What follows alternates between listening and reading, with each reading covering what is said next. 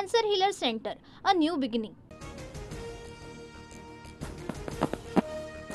Bharat digital हल्ला करू शकतो, दिवसातून एकदा मोबाईल फोन बंद करा. पाकिस्तानी विश्लेषक जावेद चौधरी यांचा इशारा. तर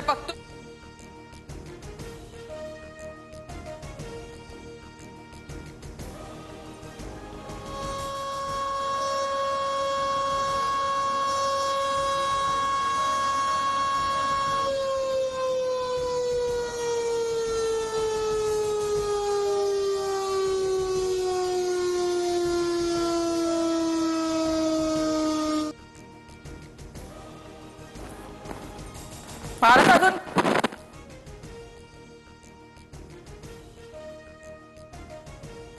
लढाई सुरूच राहील, कोणालाही सोडणार नाही. पहलगाममधील हल्लेखोरांना योग्य शिक्षा मिळणार. पहलगाममधील हल्ल्यावरून गृहमंत्री अमित शहा यांचा इशारा.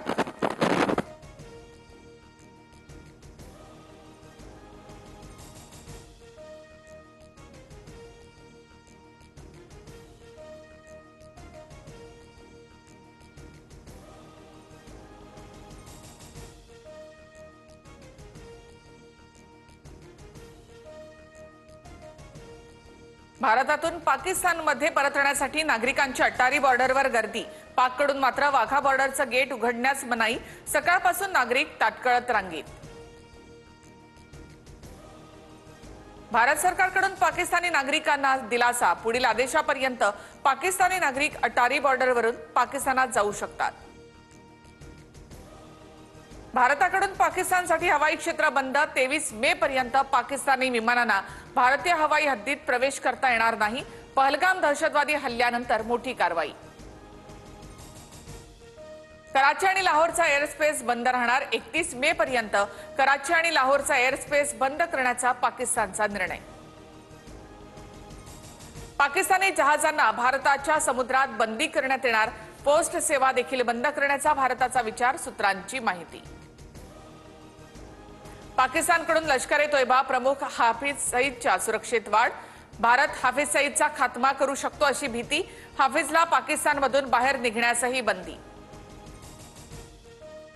भारतासोबतच्या तणावामध्ये मध्यस्थीसाठी पाकिस्तानचं अमेरिकेला आवाहन. अमेरिकेचे राष्ट्राध्यक्ष डोनाल्ड ट्रम्प यांच्याशी पाकिस्तानी राजदूतांची चर्चा. पाकिस्तान विरोधातील तणाव भारतानं कमी करावा अशी विनंती. दहशतवाद्यांच्या विरोधातील लढ्यात अमेरिका भारतासोबत. संरक्षण मंत्री राजनाथ सिंग यांची अमेरिकेचे संरक्षण मंत्री पीट हेग्सेथ यांच्याशी चर्चा. भारताला पूर्ण सहकार्य करण्याचं आश्वासन. पहलगाम हल्ल्याचं सत्य समोर आणण्यासाठी पाकिस्ताननं तपासामध्ये सहकार्य करण्याची गरज. अमेरिकेचं आवाहन.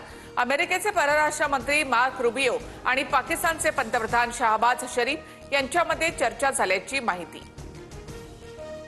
एनआयएचे डीजी सदानंद दाते यांच्याकडून बैसरन व्हॅलीमध्ये 3 तास पाहणी. प्रत्यक्षदर्शींना घेऊन एनआयए पथकाकडून बैसरन व्हॅलीमध्ये आढावा. प्रसिद्ध भेंडवळ घटमांडणीच्या भविष्यवाणीनुसार देशावर मोठं संकट येण्याची शक्यता. युद्धजन्य परिस्थिती, मात्र युद्ध होणार नाही. तर यंदा सर्वसाधारण पीक येण्याचा भाकीदाद्वारे अंदाज. अमरावती जिल्ह्यातील अनेक भागामध्ये अवकाळी पावसासह गारपिटीचा तडाखा. कांदा आणि संत्रा पिकाचं नुकसान होण्याची शक्यता. उकाड्यापासून नागरिकांना काहीसा दिलासा. केदारनाथ धामचे दरवाजे उद्यापासून उघडतील. अक्षय तृतीयेपासून 4 धाम यात्रा सुरू. मंदिराला आकर्षक फुलांची सजावट. सजावटीसाठी 108 क्विंटल फुलांचा वापर. Cancer Healer Center, a new beginning.